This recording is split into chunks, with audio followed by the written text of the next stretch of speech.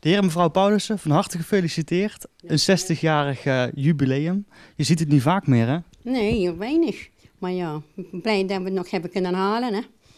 Dus Wat is nu het geheim van een goed huwelijk? ja, wat is het geheim?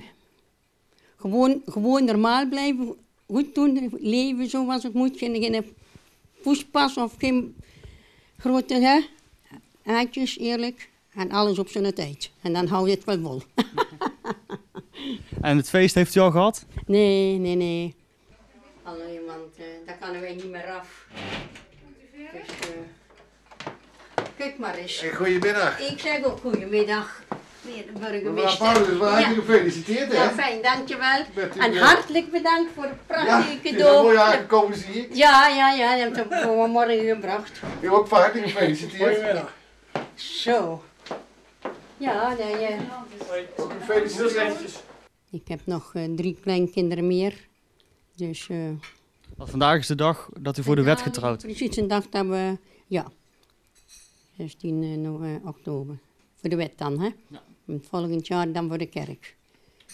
Kijk, en dat is dan meestal, als je dan het feest viert, dat je dan voor de kerk dat telt, hè? Maar de wet dat telt. Dan ben Het feest komt volgend jaar. Ja, ja, nee, ik denk het ook niet.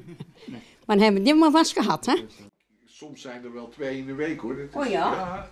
Ik denk als je het 60, 65 over een jaar optelt, ja, daar kom je er wel aan een stuk of 30, 40.